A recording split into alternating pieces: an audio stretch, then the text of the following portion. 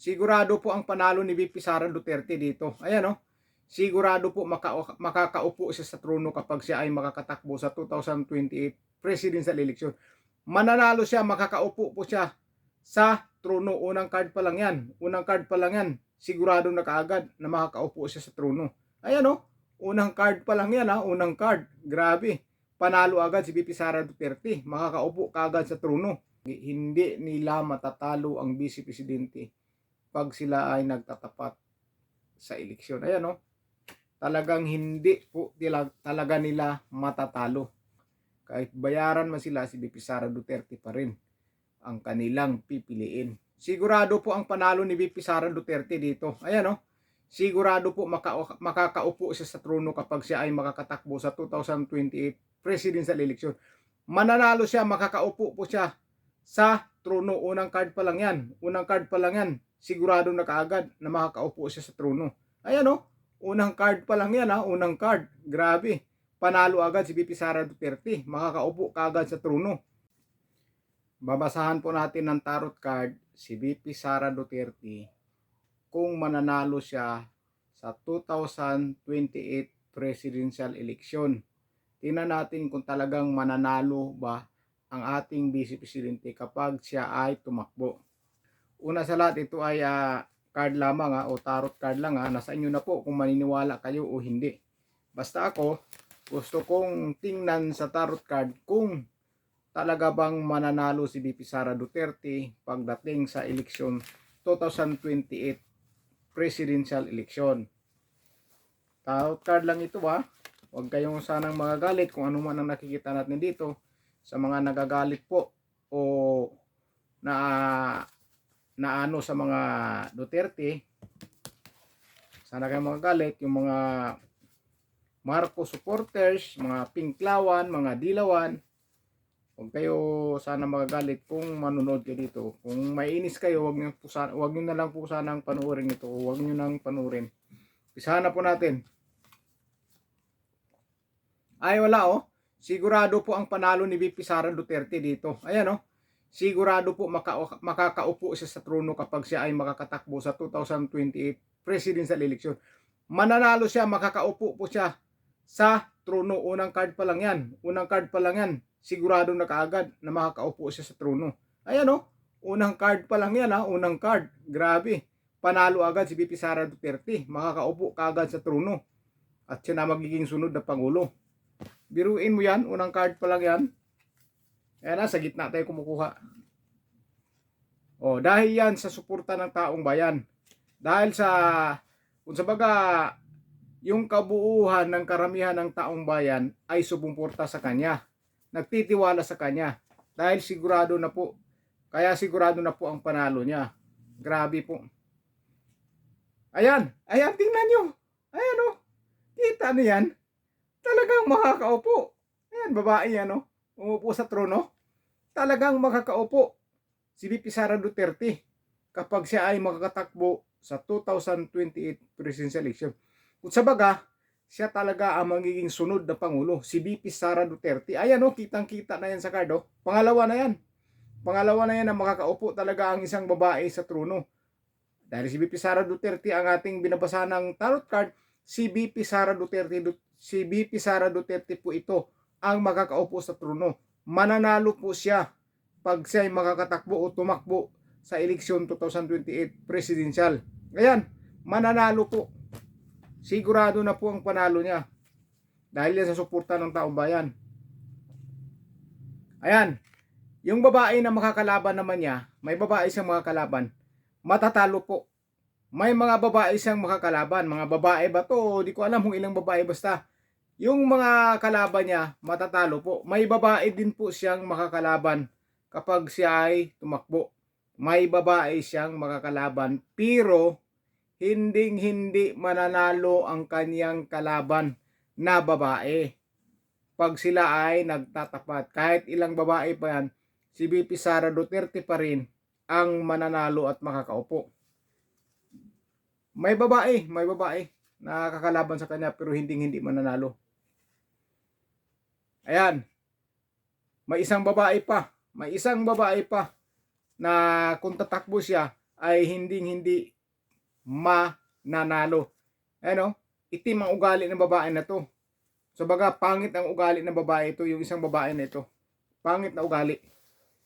Maitim yung ugali niya o puso niya, maitim. So baga may balak na hindi maganda. Kaya siya tumakbo. So baga maitim yung ano niya, mga plano. Hindi siya manalo. Yung isang babae, hindi rin manalo. Dalawang babae na po nakikita natin dito na makakalaban ni Bibi Sara Duterte na hindi po mananalo. Yung isa pangit yung binabalak. Yung isa wala namang sinabi diyan, basta maisa rin. Pero hindi rin mananalo. Ayan, kahit gamitan pa nila ng puwersa o gamitan nila ng sa baga lakas. Sa baga alam natin delikado na nga sa panahon ngayon, di ba? Alam ba, may gagamit ng mga pinagbabawal ng mga armas. May gagamit daw, may gagamit. Sa baga may dahas na mangyayari, may dahas. Gagamit na lang sila ng dahas. Ayan, talagang hindi sila mananalo. Yung puwersa ng mga kalaban, nakala nila napakalaki po ng suporta sa kanila, lalo-lalo na sa pira. Malaking suporta sa kalaban ni Bibi Sara Duterte. Malaking pira ang pundo nila. Malaking pira daw. Grabe. Ayan. Hindi talaga sila mananalo kay Bibi Sara Duterte. So baga, sa mga kalaban nga niya, parang pa may makukulong pa. May makukulong pa sa mga kalaban ni Bibi Sara Duterte. May makakasuhan yung makakalaban ni Bibi Sara Duterte. Kapag nanalo na po si Bibi Sara Duterte at makakaupo na po bilang susunod na Pangulo, may makakasuhan pa siya na isa sa kanyang mga makakalaban. Makakasuhan niya. Hindi po natin alam kung sino yon. Ayan, naghahakot po, talagang magtatakbuhan sila. Pag si Bibi Sara Duterte na po ay makaupo, magkanya-kanyang pulasa na po. Dala-dala yung mga nila, gamit nila. Magpupulasa na po. Marami na pong magpupulasan kapag makaupo na po si Bibi Sara Duterte. Sigurado na po ang panalo ni Bibi Sara Duterte. Walang talo po. Kahit anong gawin nilang paninira, mananalo at mananalo si Bibi Sara Duterte. Dahil yan sa pagmamahal ng taong bayan. Dahil yan sa suporta ng taong bayan. Ayan. Solido po ang suporta ng taong bayan ni Bibi Sara Duterte. Hindi na po magbabago. Hindi na po magbabago yung mga nagsusuporta kay Bibi Sara Duterte. Sa baga, sulit na po talaga ang suporta ni Bibi Sara Duterte. Hindi na po sila magbabago pa. Kay Bibi Sara Duterte lang po sila. Sa baga, sila na nga mismo ang unang-una pang nagsiselebrate o magsiselebrate kapag si Bibi Sara Duterte ay makakatakbo. Talagang na sa isip nila na sigurado na po si Bibi Sara Duterte. Grabe. Ayan may isang lalaki na kaupo sa trono na wala. Laglag. Sa baga, babagsak siya. Dahil sa kanyang mga ginagawang na kapalpakan. Dahil sa kapalpakan may isang hari na bumagsak dahil sa kapalpakan. Isang pangulo na bumagsak dahil sa kapalpakan. Lalaki po ito. Isang hari na babagsak dahil sa kapalpakan sa kanyang mga ginagawa o mga plano sa bansa. Babagsak siya. May isang babae din na babagsak kasama ng pangulo. May isang babae. Ayan may isang babae po. Sa baga, Reyna ito. Reyna. Kasama ng hari, dalawa silang babagsak. Dalawa sila, babae din po yung babagsak na yan. May isa pa. May isa pang babae na babagsak din. Ang daming babae na mga kalaban pala si Bibi Sara Duterte. Maraming mga babae ito. Ilang babae na itong babagsak. Itong babae na babagsak, hindi tatakbo na presidente to. Hindi tatakbo to. Sa baga, isang kasamahan ng isang dito, kasamahan ng Reyna. Yan babagsak din. Kasamahan ng Reyna at hari ito na babagsak kasama nila. Babagsak yung hari, babagsak yung Reyna, yung may isang babae din na babagsak. Sa baga, tatlo silang magkakasama. Isang hari, Isang reyna tapos yung isang babae na katiwala siguro nila yan. Yung puwersa nila ay wala po. Hihina na po talaga ang puwersa nila. Ayan o. Hihina. Kasama nilang babagsak ang kanilang mga kaalyado na sumusuporta sa kanila. Kasama nilang babagsak.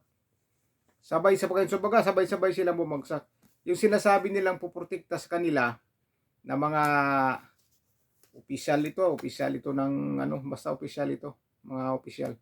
Babagsak din po. Ito yung mga pangit na ugali, mga ugali. Sabaga, mga bato ang puso, maitim. Kasama nila. Ayan, talagang babagsak po ang isang hari. Babagsak po talaga. Kahit anong gawin niya, babagsak po ang nakaupo sa trono.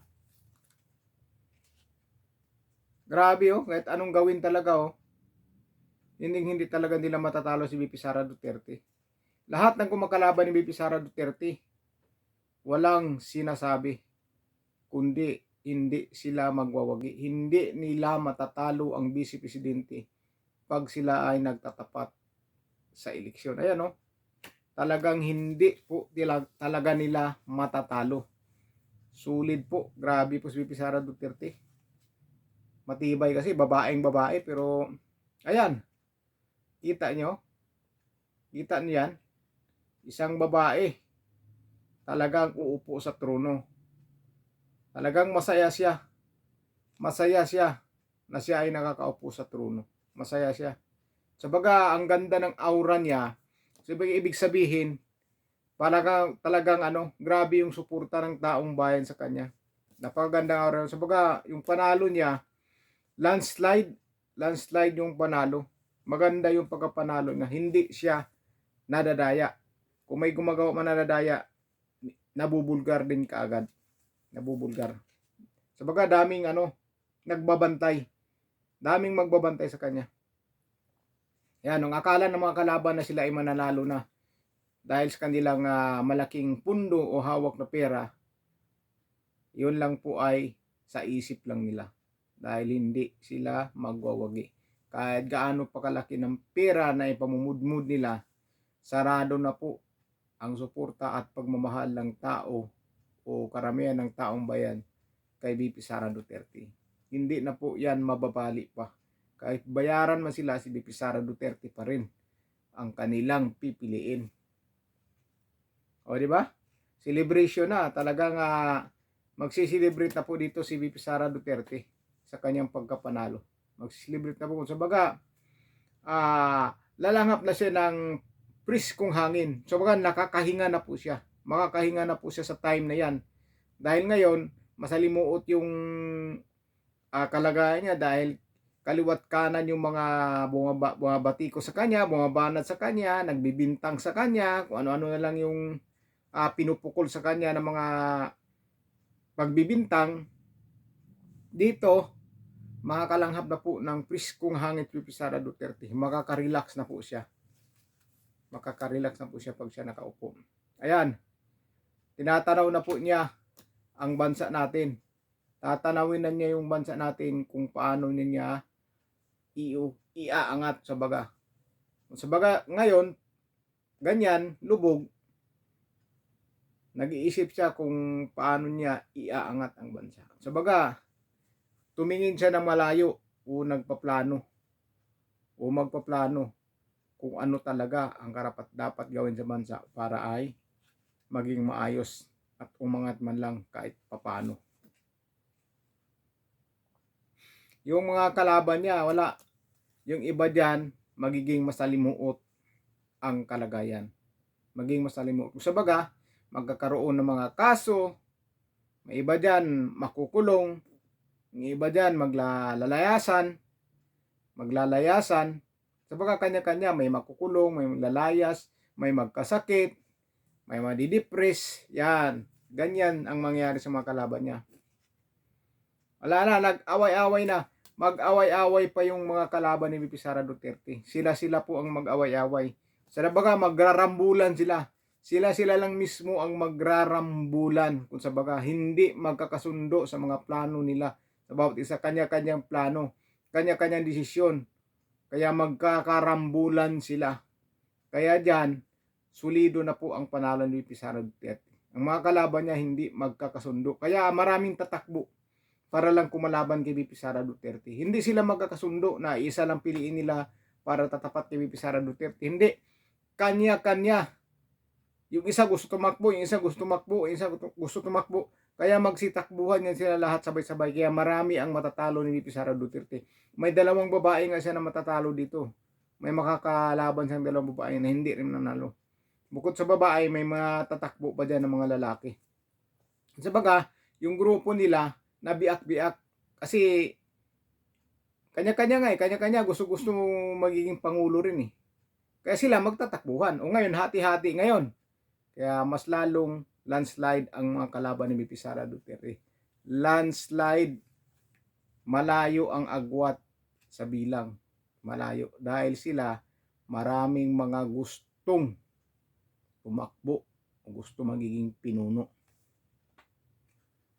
Ayan na, ang dami na masasaktan. May masasaktan at may mamamatay pa. May mamamatay pa pagkatapos ng eleksyon. May mamamatay dito. May mamamatay daw. Iwan ko lang po kung sino yan. Basta may mamamatay. Ayan. Yung akala nila na napakarami silang pera, mas malaki pala o mas marami pang problema ang darating sa kanila pagdating sa dulo kapag si VP Sara Duterte ang maupo bilang sunod na Pangulo. Yung pera na hawak nila ay magiging walang halaga o maging walang saysay dahil may makukulong dyan, medyo may ma-stress pa dyan, sabaga madidepress, sobrang takot. Ayan, nung akala nila ginagamit nila yung, di ba, akala mo dyan marami maginoo, di ba, ang bait-baitan, akala mo kung sinong mga talagang maginoo, pagitang tao.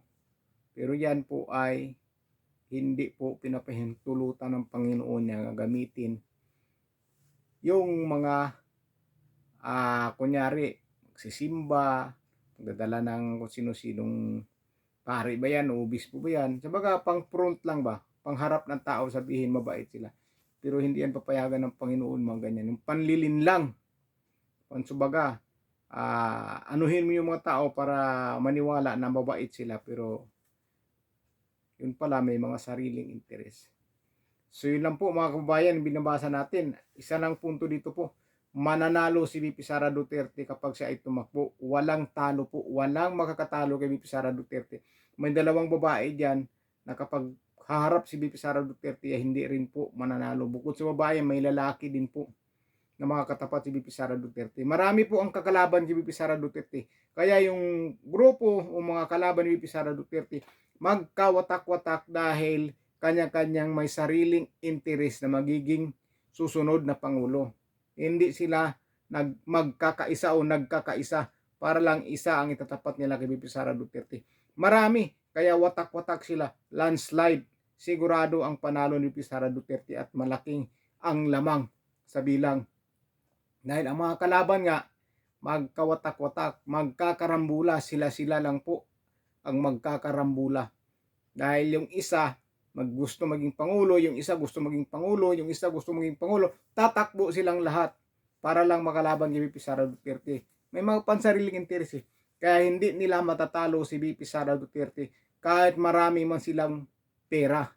So yun lang po mga kababayan, maraming salamat sa panonood nyo, ingat po kayo.